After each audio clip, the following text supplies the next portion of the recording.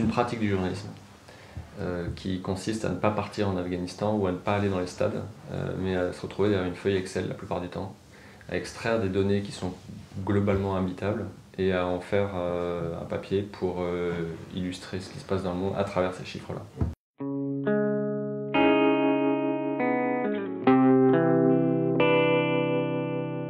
On est 3 parce que c'est comme ça. En revanche, est-ce qu'il faut être plusieurs? Clairement, non, parce qu'il y a vraiment des journalistes qui travaillent seuls, parce qu'ils ont acquis des compétences qui leur permettent à la fois de développeurs, graphistes, faire de l'Excel. En plus, ils ont une belle plume. Donc, parce que vous n'êtes pas assez bon, vous n'êtes pas. Ouais. Alors, d'une part, parce qu'on est plutôt mauvais globalement, et puis en plus, parce qu'on. Et puis on est tir au flanc, chacun a notre tour en fait. On essaie de. Voilà. Et pour que ça se voit pas trop, du coup, on est 3. Et Comme ça, on demande où est Paul, et il y a un mec qui dit bah, je suis là, et ça passe.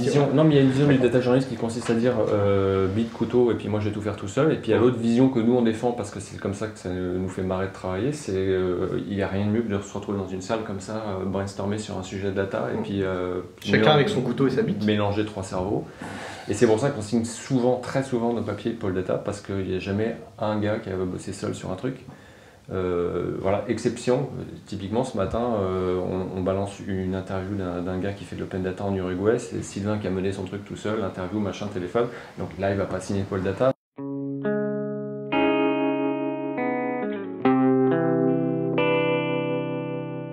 Mais l'un n'empêche pas l'autre en fait.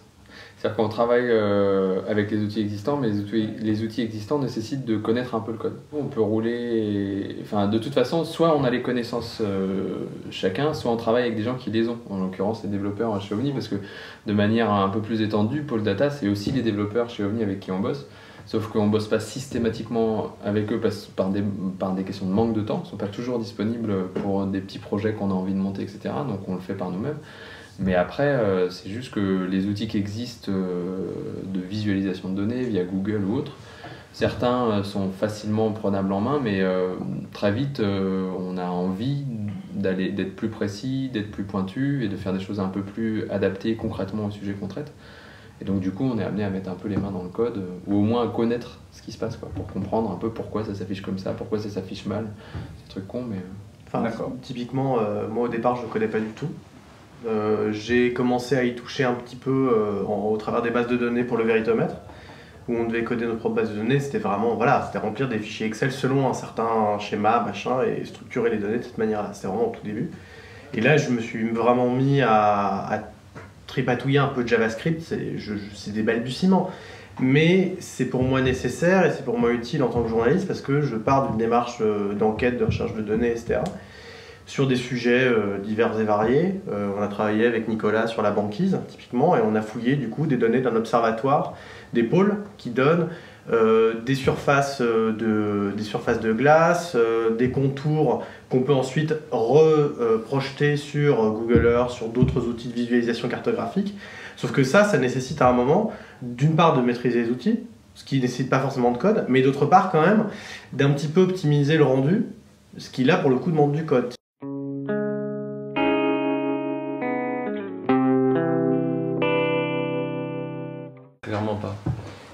Clairement pas parce qu'aujourd'hui les grands courants de DataVis tels qu'ils sont représentés et dont on a une caricature sur le mur derrière, c'est représenter le réel de la manière la plus simple possible pour faire comprendre un objet complexe à la masse la plus importante. Et ça, c'est pas le data journalisme du XXIe siècle qui l'a inventé, c'est un concept artistique qui date du début du XXe. C'est le minimalisme qui est souvent repris comme une inspiration pour les illustrateurs, les designers qui font du data journalisme aujourd'hui. C'est quelque chose qui existe dans l'architecture, qui existe dans la peinture, qui existe dans toutes les formes d'art.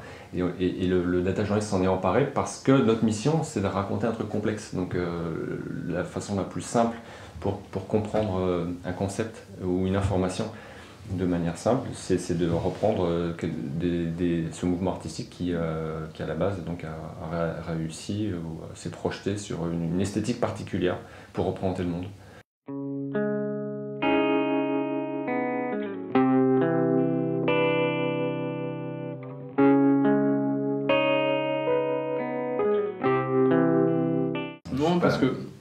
parce que en tout cas sur l'approche qu'on a,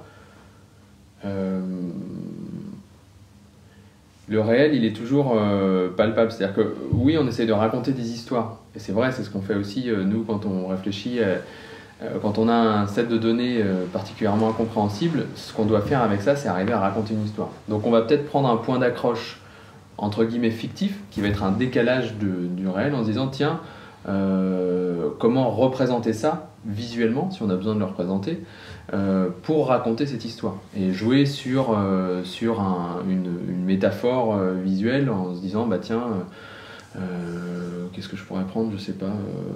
Comment on fait une loi?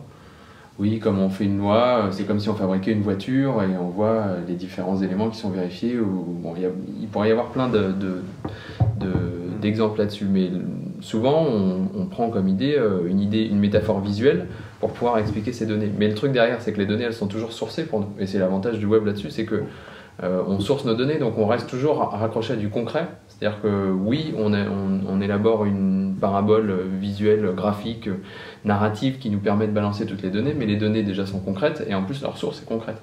Donc dans toute cette histoire-là, tout est concret. Lazarus, c'est un projet qui est hyper intéressant pour ça parce qu'il décale le réel, mais malgré tout, il est toujours dans le concret. C'est-à-dire que les chiffres qu'il cite, les choses, sont là aussi sourcés et c'est pas quelque chose de spécialement nouveau. Le fait de se dire on se raconte des histoires.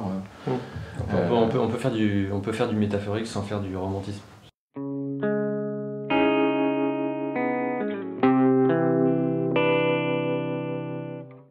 Oui, bah, enfin c'est l'idée qu'on a eue au moment de créer le Véritomètre, donc qu'on a fait en partenariat avec Télé pendant la campagne présidentielle, auquel Nicolas a participé sur les 4 mois, Julien était là au départ sur le brainstorm. C'est que en temps de crise, les chiffres sont une arme de guerre, mais vraiment, c'est-à-dire que avec un chiffre, vous pouvez... les élections, aujourd'hui, beaucoup se jouent, malheureusement, heureusement, chacun juge comme il veut, au travers des médias et la représentation médiatique. Si vous avez la capacité, avec un seul chiffre, de mettre un journaliste à terre et de l'empêcher de vous relancer ou de vous questionner, vous avez gagné un round de bataille politique. Donc c'est hyper important, donc c'est éminemment politique. Si jamais les données qui servent à étayer des propos politiques sont mal interprétées, voire sont des constructions, on a trouvé comme ça, avec des fact-checkers de l'équipe, que des chiffres balancés par Marine Le Pen sur la délinquance et le coût de la délinquance étaient des pures fabrications, étaient littéralement un produit d'un sympathisant du Front National qui était par ailleurs universitaire et qui a totalement bidouillé un chiffre qui m'en sonne énorme, mais qui en fait est pas du tout sourcé. C'est extrêmement important. Quand on entend qu'on veut baser la construction de prisons sur des chiffres de peines non exécutées, alors que la majorité de ces peines, l'écrasante majorité, pourrait en fait, selon la réforme de la loi, être exercée hors les murs, on se rend compte que l'impact économique, politique, social de ce que ça engendre pour les fabricants de prisons, donc le BTP, pour les détenus eux-mêmes et pour la justice dans son mécanisme, c'est énorme. Donc c'est éminemment politique de libérer les données. Récemment, il y avait une conférence, Open Data la conférence. J'ai rencontré un type, il est responsable de l'Open Data au Sénat brésilien. Et à un moment, il m'a posé la question, il dit « Oui, mais est-ce que vous pensez qu'on devrait aussi libérer les données d'entreprises privées ?» Je trouvais que c'était une question importante, je n'avais pas osé la poser moi-même.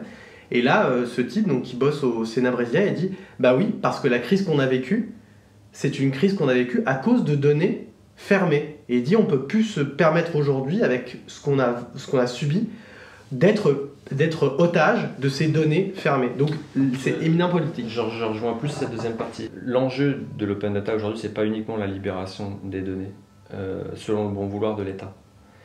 Ce qui est une vision assez française de la libération des données, où c'est l'État qui arrose. Ce qui s'est passé avec Etalab, on a tous trouvé ça formidable. En fait, quand tu regardes dans le détail, les données, peut mieux faire. La vision anglo-saxonne de l'open data, qui est d'ailleurs décrite dans le papier sur le Uruguay dont je parlais tout à l'heure, est une vision beaucoup plus qui remonte du bas du peuple vers le pouvoir. Et ça, c'est quelque chose qui n'existe pas en France et qui nécessite un militantisme de la part des acteurs d'open data, dont les journalistes que nous sommes font partie.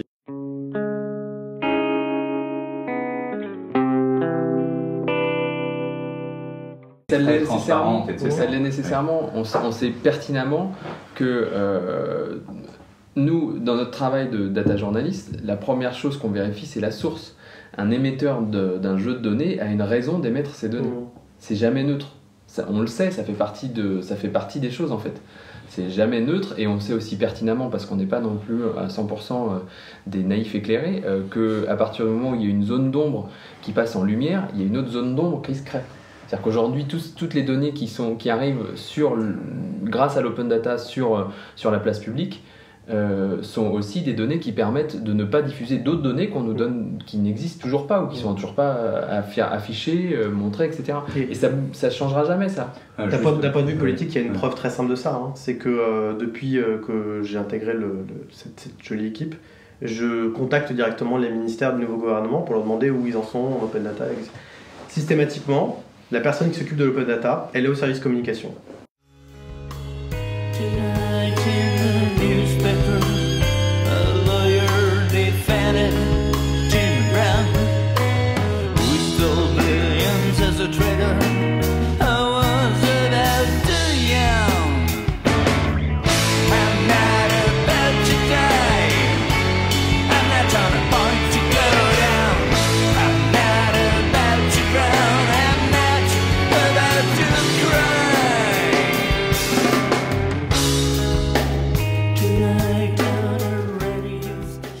Il n'y a pas que les données qui sont libérées volontairement par les gens qui veulent les libérer. Il y a aussi des mécaniques, évidemment on peut citer le phare Wikileaks, mais des mécaniques où des données sont libérées concernant une entreprise, un État, un organisme, quel qu'il soit, mais sans le consentement de cet organisme, État, qu'il soit secteur privé, public, qui sont libérés de manière anonyme et qui reviennent dans les pattes des journalistes derrière par un autre biais. Donc c'est aussi des données qu'on peut récupérer, et là, ces données-là, sont au cœur, parce qu'elles sont plus sensibles, sont au cœur de jeux de pouvoir plus affirmés, mais c'est vraiment une partie de la question, et c'est une nébuleuse bien particulière. Mais après, tu as quand même aussi des preuves de bonne foi, entre guillemets, des gouvernements qui mettent en place des mécanismes d'open data. Typiquement, tu as la notion d'accountability qui se développe beaucoup, c'est concrètement, voilà, on fait de l'open data, mais on fait de l'open data pour que vous nous contrôliez. Donc c'est une preuve de bonne foi. On vous file des données et vous voyez si on a effectivement fait notre boulot sur tel champ de notre compétence pour une administration ou de notre activité pour une entreprise. Sauf qu'à partir de là, si tu veux, tu es obligé en face d'avoir clairement, et c'est peut-être ça qui manque aussi en France et dans d'autres pays latins notamment, une vigilance citoyenne qui regarde dans le détail, avec l'aide des journalistes, ce qui se passe. C'est ce qu'il y a, par exemple, en Grande-Bretagne avec My Society ou la Open Knowledge Foundation, au Canada aussi. Qui, au Canada également. En Amérique du Sud, ça développe. Nicolas parlait, c'est quesabes.org, qui est un truc qui s'est lancé en Uruguay. Et les mecs, ils disent, bah voilà, concrètement, au début, quand j'ai vu le site, je me suis dit, tiens, c'est un truc que lance le gouvernement uruguayen pour demander aux Uruguayens s'ils veulent ou données ouvertes. C'est trop cool. Que dalle. En fait, c'est des citoyens qui ont monté une ONG en voyant ce qui se faisait en Angleterre et qui ont dit, on va essayer de faire la même chose, mais pour demander au gouvernement d'ouvrir les données. L'open data en France a toujours existé, l'INSEE a été créé pour ça. En revanche, on a franchi un cap quand l'État, quand le gouvernement en place, en l'occurrence, s'est rendu compte qu'il y avait éventuellement du business à faire avec. C'est juste un développement économique. Aujourd'hui, ils se rendent compte qu'en libérant certaines données, il y a des gens qui peuvent s'emparer de ces données et fabriquer de la valeur, de la richesse avec. Là, c'est le constat en France, c'est que l'open data, c'est d'abord un outil de business.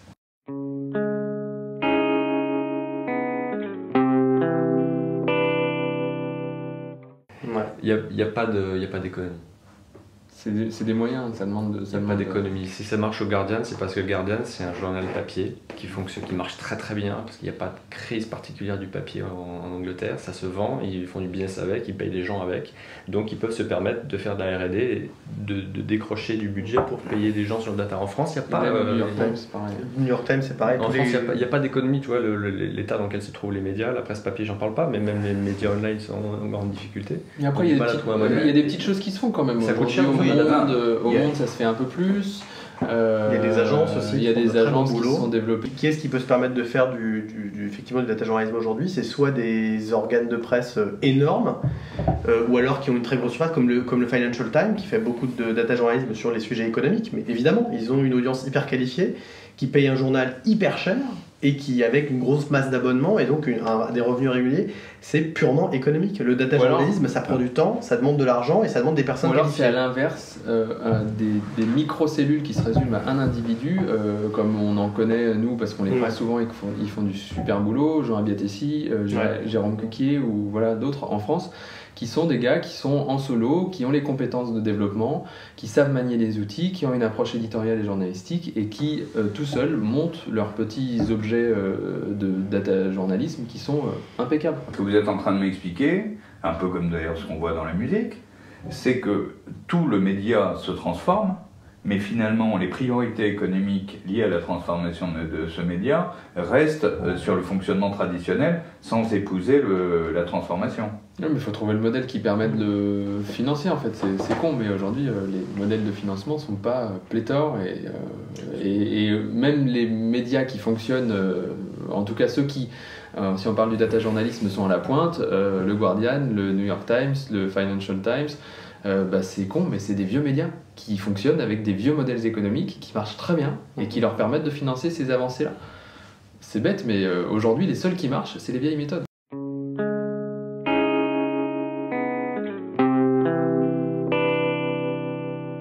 C'est pas parce que de temps en temps, t'as le mec de BFM qui sort ses graphiques à la télé que d'un seul coup, ça y est, c'est la révolution.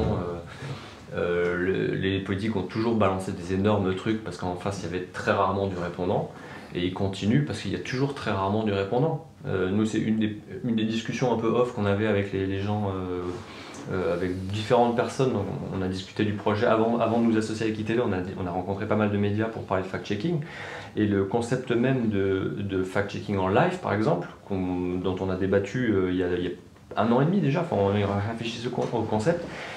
Et on s'est assez rapidement mis d'accord sur le fait que ce ne serait sûrement pas possible de le faire parce qu'on imaginait mal des journalistes un peu renommés, des Pujadas, je ne sais plus comment ça s'appelle dans la TF1, avec l'oreillette, Ferrari à l'époque, avec l'oreillette, avec quelqu'un qui dit attends cocotte, ce que tu es en train de dire c'est de la connerie en fait, et lui en face il faudrait que tu l'astiques un petit peu parce que il y a un problème quoi, il dit n'importe quoi. Et une journaliste qui a l'habitude de recevoir la question du politique ou de recevoir son positionnement, un fait balancé par le politique où le mec dit n'importe quoi et où la majorité des journalistes télé aujourd'hui sont comme ça, ok, où là tu vois c'est le vide, elle réagit pas, elle connaît pas les chiffres, elle connaît pas le sujet, enfin je dis elle ou il, peu importe. On est encore sur cette problématique là où les patrons de ces gens là hésitent à balancer du fact-checking parce qu'ils n'ont pas envie de se mettre mal avec leurs journalistes qui sont pas des fact-checkers dans l'âme quoi.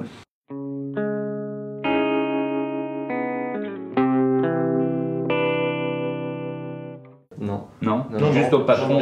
J'aurais pu y penser, mais non, je parle vraiment aux chefs d'édition, aux gens qui sont au-dessus, qui vont, pour gérer correctement leurs relations interpersonnelles et professionnelles au sein de leur rédac, tout simplement, tout bêtement, prosaïquement, vont pas emmerder des journalistes en leur disant attends, vous êtes vraiment des neuneux, moi je vais vous amener des petits gars là, ils vont vous défoncer ça en 2-2, lui il dit ça, lui il dit ça, lui il dit ça, ça c'est faux, ça c'est vrai, ça c'est faux, pourquoi vous faites pas ça, faites-vous? Attends Coco, moi ça fait 25 ans que je suis là, tu vas pas m'apprendre mon métier, tu vois, donc c'est aussi pour ça qu'il n'y a pas c'est pour ça que le concept même de fact-checking aujourd'hui est un petit peu difficile à rentrer au sein des différents médias, c'est aussi parce que c'est un choc culturel violent pour un journaliste quand même. Et pourquoi ça s'appelle le journalisme. Mais sachant qu'on boucle la boucle en plus, parce que l'origine du fact-checking, à la base le fact-checker, c'était dans les médias anglo-saxons, un journaliste en interne qui vérifiait les sources des papiers qui sortaient dans le journal. Donc c'était un journaliste qui fact-checkait un journaliste. Les personnes les plus réticentes aux initiatives de fact-checking, notamment au Véritomètre, c'était des journalistes. Et moi, un truc qui m'a marqué très violemment, c'est au lendemain du débat d'entre-deux tours, qu'on a fact-checké en live, avec Nicolas, avec Marie, avec Grégoire, avec Pierre. On était là devant la téloche, et on a fait ça sur Twitter. Et on a vu exploser notre nombre de followers. On est passé de, je sais plus comment c'était, mais c'était de 4000 à 16 000 en l'espace de 3 heures, tu vois. Et tout le monde nous avait dit ouais, non, ça va pas marcher, machin, fact-checking en live, c'est pas possible. On s'est permis uniquement parce qu'on l'avait fait pendant 3 mois à plein temps. Et on a eu des retours, mais tellement positifs. Nous, ça a été notre récompense, mais à 10 000 pendant des jours. Les seuls retours négatifs qu'on a eu, c'est des confrères. Le retour le plus négatif que j'ai vu, c'est Laurence Ferrari, et on trouve encore l'interview, je la ressors régulièrement, dans le JDD, qui est interrogé sur le débat entre deux tours. Alors tu vois en plus par ailleurs la masturbation intellectuelle du milieu, c'est-à-dire qu'on interroge les journalistes sur une interview qu'ils ont faite, tu vois, donc genre quel est l'esprit de l'interview. Bon. Et à un moment on lui demande, oui, le fact-checking live, qu'est-ce que vous en pensez? Et là elle dit deux trucs qui moi me choquent énormément. Le premier c'est, je pense que c'est maladroit d'interrompre la rencontre entre le politique et le citoyen. Alors vision gaullienne, machin, tu vois, présidentielle, ça rencontre entre un homme et le peuple, bon, ok, admettons. Donc autrement dit, il y a l'idée quand même d'une scénarisation, d'un storytelling, et pas d'une confrontation, pas d'un... Il y a un journaliste qui est là comme garde-fou. Non, pas du tout, c'est le journaliste est là pour présenter un homme politique aux citoyens. Bon, premier truc qui me choque. Deuxième truc qui me choque, elle dit, et retrouve la citation, tu verras que je ne varie qu'à peine, elle dit « Je considère qu'à ce niveau de la compétition, je crois qu'elle a utilisé le terme compétition, les candidats utilisent des chiffres plutôt fiables. » Donc sous-entendu, s'ils sont arrivés en finale, c'est qu'ils doivent être bons les mecs. Bah ouais, tu vois, sauf que nous en l'occurrence, on était 5 sur le coup, on a vérifié je sais plus combien de dizaines de chiffres, et t'avais 40% qui étaient faux quand même. Et ça, je dis pour celui qui s'est le moins planté. Ouais, t'avais un deuxième tour Mélenchon joli, quoi, grosso modo. Voilà, c'est ça. Fast in bed, control the mess. Gather on, be sure will become. Every day you tend to highlight pain, cause you feel the same old fear. On the press, just mindless. Every man at time. Look off there in my town, from the studio, there are all those lawyers, and they tell us it's a safer place.